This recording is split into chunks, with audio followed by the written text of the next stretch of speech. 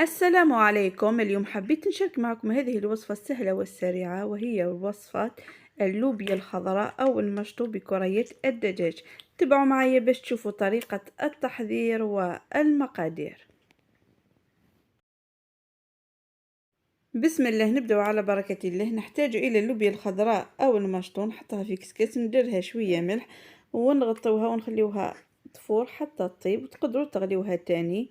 نحتاج إلى صدر دجاج مرح، نديرله شوية ملح وشوية راس الحانوت وشوية فلفل أسود وشوية معدنوس يابس، اللي عنده خضر يدير خضر، وشوية ثوم بودرة. تقدروا تستعملوا زوج فصوص ثوم في مكان ثوم بودرة، غير ترحيهم ونخلطهم مليح. شوفوا بعد ما دخلنا هادوك لي زيبيس في الدجاج، نحطو في مقلاة شوية زيت حتى وين يتغلى، ونرجعو النار لتحت المتوسط.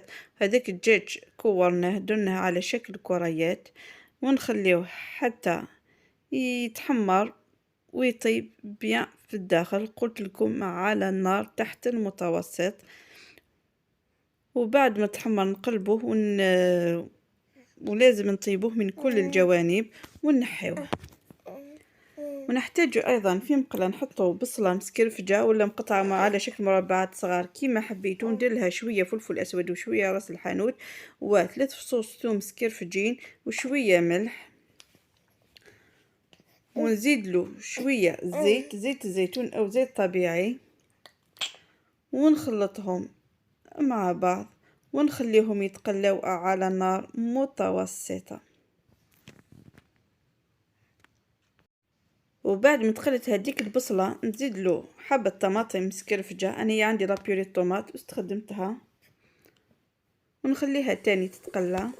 ونزيد معاها هادوك لي بولات باش يتقلاو ومعاهم شويه، ونزيد لها المعدنوس اليابس، انا ما عنديش الخضر استعملت اليابس.